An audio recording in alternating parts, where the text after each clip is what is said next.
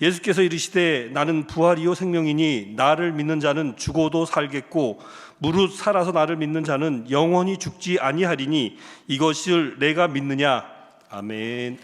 우리 말씀 시작하기 전에 오늘 부활주일이잖아요. 그래서 세상을 향해서 오늘 예수님이 부활하셨다고 우리 한번 외치고 제가 말씀 시작하도록 하겠습니다. 제가 하시는 대로 따라 하시면 됩니다. 어린 양으로 죽으셨지만 가장 강력한 유다의 왕으로, 유다의 사자로 사셨습니다. 아멘. 아동부보다 못 맞추시면 안 돼요. 아동부보다 이렇게 템포를 못 맞추시면 안 됩니다. 자, 오늘 말씀 같이 나눠보도록 할게요. 여러분, 요즘 무엇이 진짜인지 가짜인지 좀 헷갈릴 때가 많지 않으세요? 화려한 말은 많습니다. 그런데 잘 보이지는 않고 또 넘쳐나는 정보 속에서 무엇을 믿어야 할지 혼란스러울 때가 너무나 많은 시대를 우리는 살아가고 있습니다. 요즘 우리는 진짜처럼 보이는 가짜가 너무 많게 느껴지는 세상에 살고 있죠. 여러분, 딥페이크 혹시 아십니까? 가짜 영상이에요. 가짜 영상을 진짜 영상처럼 만들고 또 가짜 뉴스는 너무 잘 아시죠? 이것 또한 가짜 뉴스를 진짜처럼 위장해서 만듭니다. 그리고 요새 저도 하고 있습니다만 SNS를 통해서 어떻게 편집된 삶이 진짜 인생인 것처럼 보여지는 시대에 살고 있는 것이죠. 이 시대의 무서움은 가짜가 있다는 것보다 가짜가 점점 더 진짜처럼 보여지는 세상을 우리는 산다는 것입니다. 그런데 우리의 신앙은 어떨까요? 우리의 신앙 또한 예배 자리는 지키지만 삶이 바뀌지 않는 신앙, 또 사랑은 말하지만 용서하지 못하는 사랑, 또 사역은 열심히 합니다. 그런데 하나님보다 더 인정받고 싶은 마음. 이 시대는요, 가짜가 진짜처럼 보이는 시대이고 그래서 더더욱 본질과 진실을 분별해야 하는 시대인 것입니다. 제가 올해 초에 신의 악단이라는 영화를 봤어요. 여러분들 혹시 아시나요? 보신 분 많으시죠? 제가 이 영화를 봤는데 이 영화는 참 역설적인 이야기로 시작합니다. 하나님을 믿어서 찬양하는 사람들이 아니라 어떤 목적 때문에 가짜 찬양단을 만들게 된 사람들의 이야기입니다. 예고편에서 이런 말이 나옵니다. 2억 달러입니다. 그리고 이어서 이런 말도 나옵니다. 잘 될지는 모르겠는데 흉내 가지고선 안 돼. 진짜처럼 하라. 참 묘하지요. 사람은 진짜처럼만 보이려고 하는데 하나님은 그런 자리조차도 사용하셔서 결국 진짜가 무엇인지 드러내십니다. 가짜로 시작한 찬양의 자리에서 오히려 진짜 은혜가 흘러가고 흉내내던 사람들의 마음이 무너지고 숨기고 있던 중심이 드러나는 것입니다. 모든 것이 가짜였지만 이들의 진심은 세상을 울렸습니다. 저는 이 영화를 보면서 이런 생각이 들었던 것 같아요. 예수님을 믿는다고 하는 사람들이 바로 우리들이겠죠? 신앙의 모양은 가지고 있는데 정말 예수님을 생명처럼 붙들고 살아가고 있는가? 저는 이 영화 보는 내내 그 생각이 좀 들더라고요. 우리는 많은 신앙의 언어를 알고 있습니다. 할렐루야, 부활, 소망, 생명, 이런 단어들은 우리에게 너무나 익숙한 단어들입니다.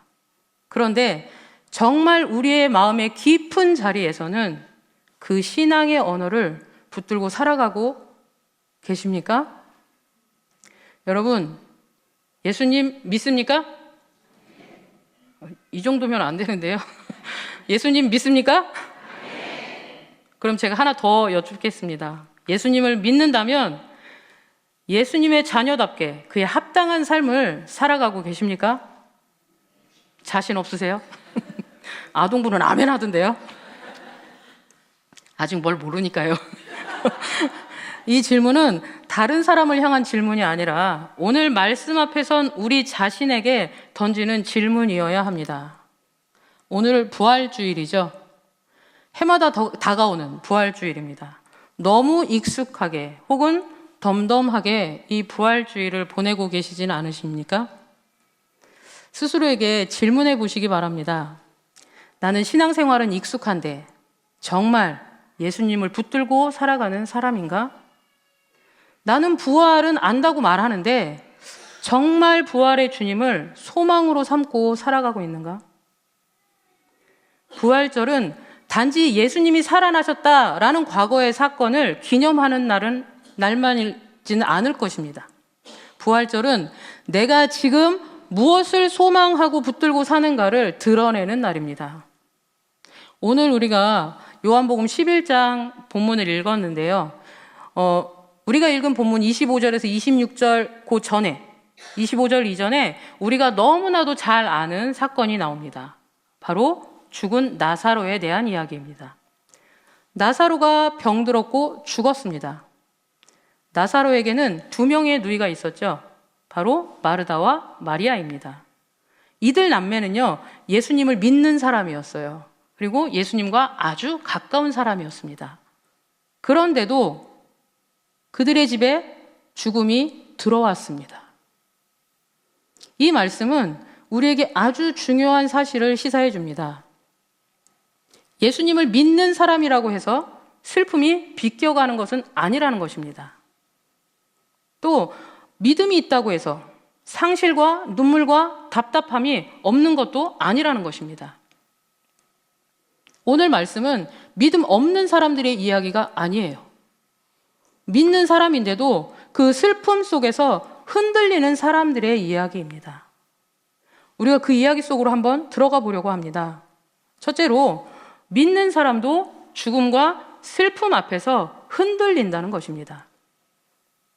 마르다는 예수님께 이렇게 이야기합니다. 주께서 여기 계셨더라면 내 오라버니가 죽지 아니하였겠나이다. 이 말 속에 믿음도 있습니다. 예수님이라면 고치실 수 있었다는 믿음이 있습니다. 하지만 동시에 아쉬움도 있습니다. 그리고 서운함도 있겠죠.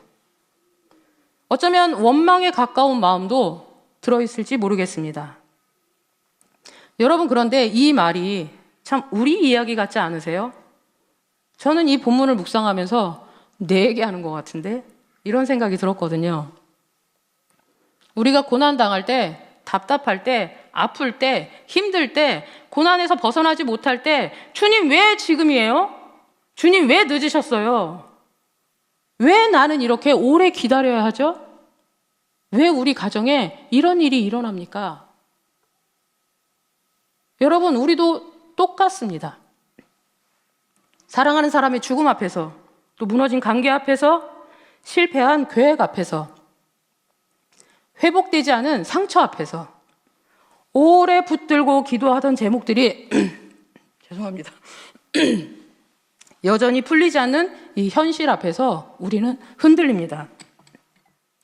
믿음이 없어서가 아니라 믿음이 있어도 흔들린다는 것입니다. 마르다가 계속해서 이어서 말합니다. 마지막 날 부활 때 다시 살아나실 줄을 내가 아나이다. 여러분, 마르다는 이미 알고 있었어요.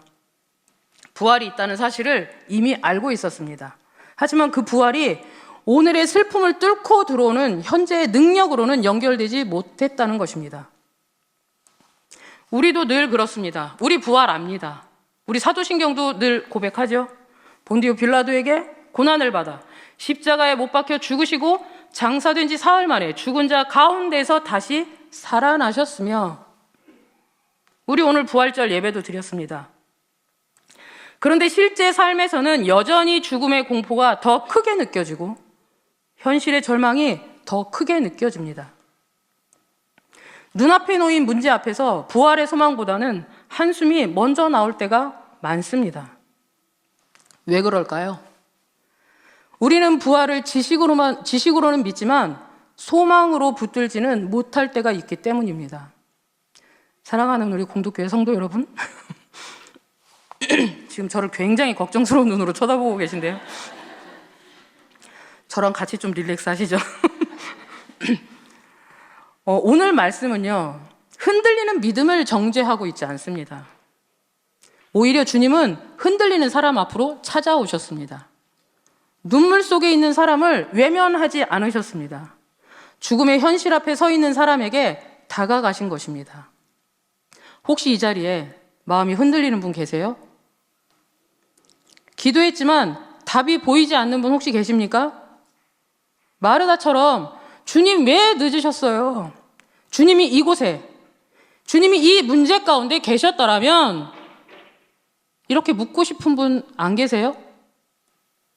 주님은요, 그런 우리를 책망하기보다 바로 그 자리에서 예수님 자신을 보여주십니다. 둘째로 예수님은 부활을 설명하는 분이 아니라 바로 부활 그 자체이십니다. 예수님은 마르다에게 부활에 대한 정보만 주시지 않았습니다.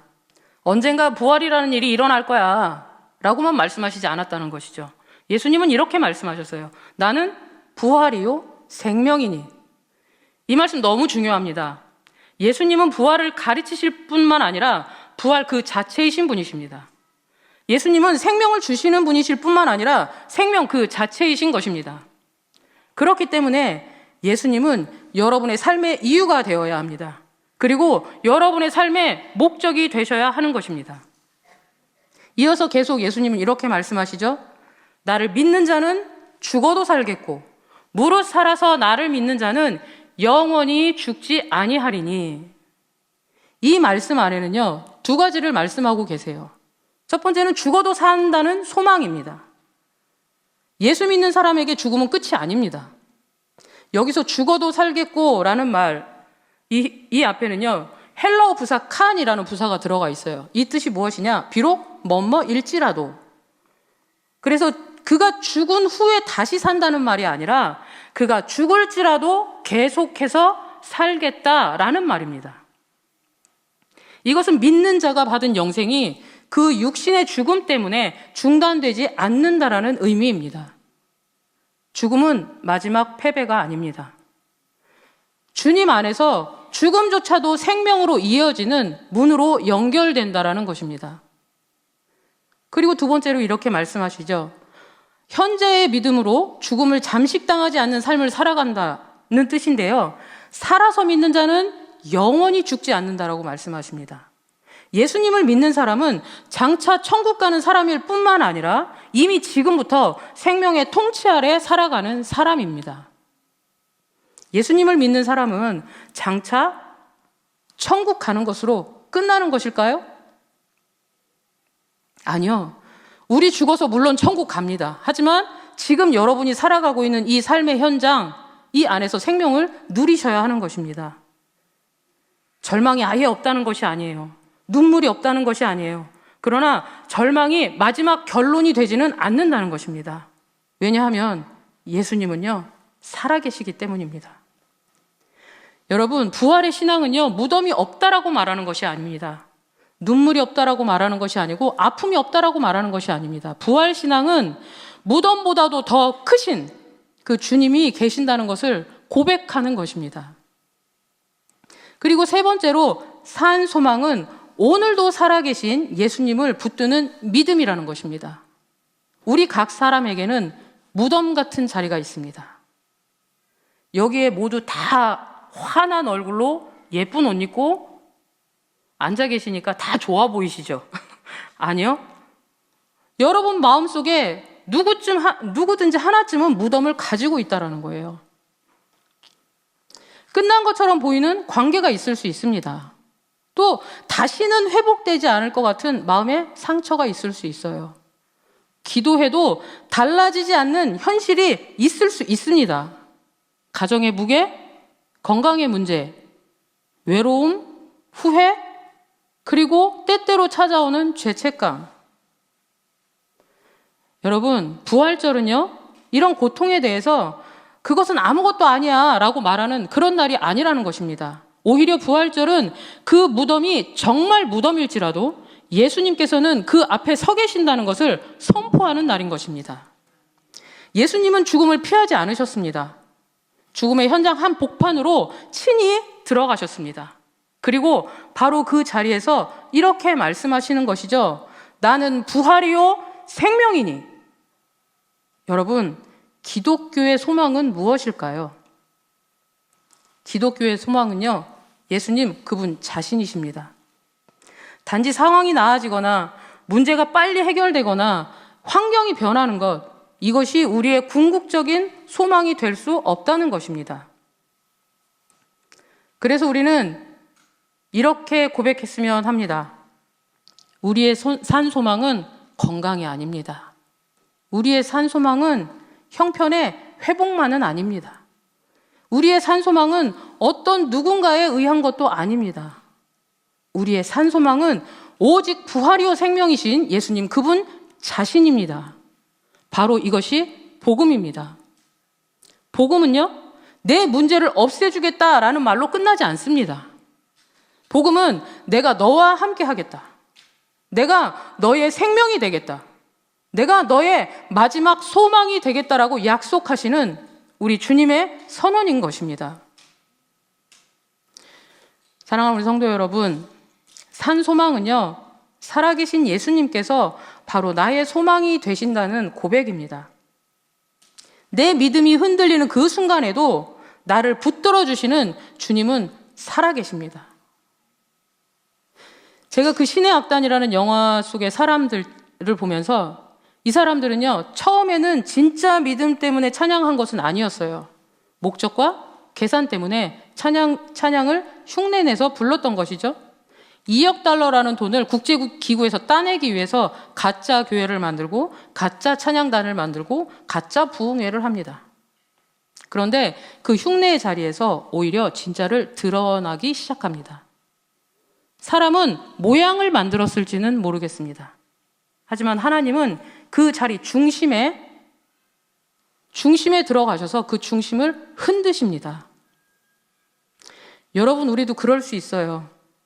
우리 신앙의 언어도 익숙하고 찬양도 익숙합니다. 그리고 기도 잘하시잖아요.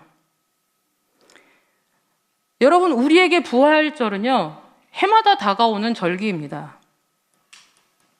예수님은 오늘 우리에게 단지 부활을 말하라고 하시지 않습니다. 이렇게 묻고 계세요. 이것을 내가 믿느냐? 이 질문 앞에서 우리도 우리 자신에게 다시 물어야 합니다. 나는 정말 예수님을 믿고 있는가? 그리고 예수님의 자녀답게 그에 합당한 삶을 살아가고 있는가? 부활의 신앙은 입술의 고백으로만 끝나서는 안 됩니다. 예수님 제대로 믿잖아요? 살기 되게 복잡합니다. 예수님의 뜻대로 살기 위해서 내가 말씀대로 삶을 살아봐야지 라고 결단하는 순간 내 삶이 꼬이기 시작해요. 여러분, 우리가 말씀대로 100% 살아낼 수 있을까요? 아침마다 묵상합니다. 그래서 그 묵상에서 얻어진 교훈을 가지고 내가 하루를 살아보려고 애씁니다. 여러분 다 아시죠? 그렇게 끄떡끄떡 그렇게 하셔야 합니다. 매일매일을 내가 말씀 앞에 세워지고 그 말씀에서 주시는 교훈을 가지고 하나님께 묵상한 그 말씀을 가지고 내가 하루를 살아내려는 노력을 하셔야 하는 거예요. 그래야 내가 말씀으로 살아갈 수 있습니다. 그런데 그렇게 말씀으로 살아가다 보면 그동안 내 눈에 보이지 않던 아주 소소한 것들이 나의 삶에 브레이크를 걸기 시작합니다.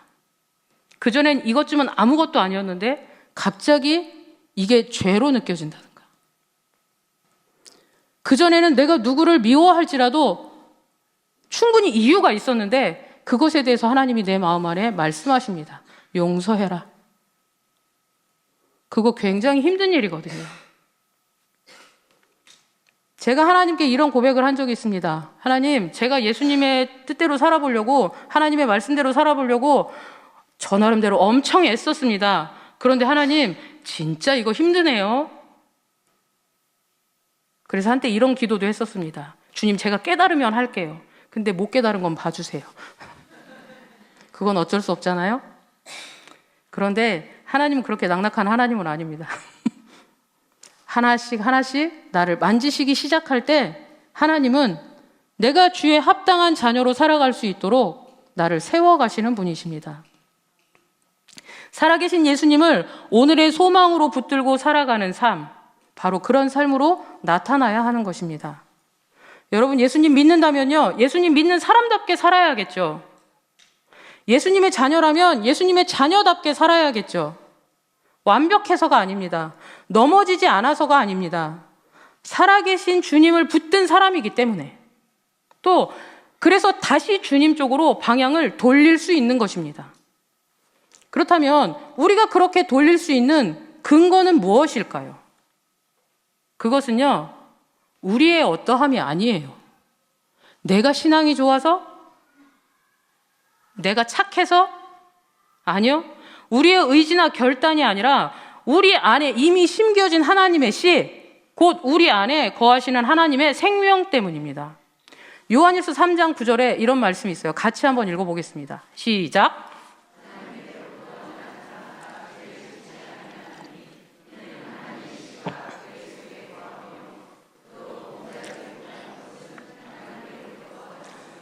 아멘. 우리의 근원이 하나님께로부터 시작되었기 때문입니다. 우리 안에 하나님의 씨가 심겨져 있기 때문입니다. 우리는요, 넘어지더라도 하나님께 돌이킬 수 있습니다. 아동부 친구들 중에 굉장히 예배 시간에 떠들고 말 안 듣고 이렇게 뱅글뱅글 도는 친구들이 있어요. 제가 그럼 예배 끝나고 잡습니다. 잡아서 이렇게 얘기하죠. 너의 마음에 뭐가 심겨져 있다고? 그럼 하나님의 씨 이렇게 이야기합니다. 제가 세뇌를 시켜갖고요. 뭐가 심겨져 있다고? 하나님의 씨. 예배 시간에 뛰면 돼? 안 돼? 안 돼요. 그 어린아이들도 압니다. 여러분, 잠시 스스로에게 물어보시기 바래요. 나는 요즘 가장 내가 굳게 붙들고 살아가는 것은 과연 무엇인가? 부활을 믿는다고 말하면서도 실제로는 절망을 더 크게 붙들고 있지 않은가? 현실의 상황에 휘말려서 내가 이 현실의 상황 가운데 붙들려 있지는 않은가? 여러분, 오늘 부활절에 주님은요, 우리를 다시 초대하십니다. 신앙의 모양에서 멈추지 말고 살아계신 예수님을 진짜 소망으로 붙들라고 초대하고 계십니다. 부활은요, 사건이기 이전에 인격입니다. 부활은 개념이기 이전에 예수님 자신이신 것입니다. 그래서 예수님은 오늘도 우리에게 이렇게 묻고 계십니다. 이것을 내가 믿느냐? 이 질문 앞에 우리 모두 함께 고백합시다. 저 따라해 보세요. 오늘도 눈물이 있지만 주 예수는 나의 산 소망입니다. 아직 문제가 남아있지만 주 예수는 나의 산 소망입니다. 죽음조차 마지막이 아니기에 주 예수는 나의 산 소망입니다. 오늘 이 고백이 부활절 하루의 감동으로 끝나지 않고 우리 삶의 중심이 되기를 주님의 이름으로 축복합니다. 우리 옆에 계신 분을 함께 축복하면서 고백해 보겠습니다. 옆에 사람 딱 보시고요. 아주 사랑스러운 눈으로 바라보시면서 주 예수님이 당신의 산 소망이십니다. 자, 그리고 이렇게 가슴에다 손을 얹으시고요. 주 예수 나의 산 소망이십니다. 기도하겠습니다. 살아계신 주님, 우리의 산 소망이 되어주셔서 감사합니다. 우리는 부활을 안다고 말하면서도 여전히 눈앞의 현실 앞에 흔들릴 때가 많습니다. 두려움보다 주님을 더 크게 보게 하시고 절망보다 부활의 주님을 더 굳게 붙들게 하옵소서. 우리 각 사람의 무덤 같은 자리 앞에 주님께서 서 계심을 믿게 하시고 오늘도 나는 부활이요 생명이다 라고 말씀하시는 그 주님의 음성을 듣게 하옵소서. 신앙의 모양만이 아니라 진실한 믿음으로 주님을 붙들게 하시고 예수님의 자녀답게 그에 합당한 삶을 살아가게 하시고 우리의 입술과 삶으로 함께 고백하게 하옵소서. 오늘도 주 예수, 나의 산 소망이 되시는 예수 그리스도의 이름으로 기도드립니다. 아멘.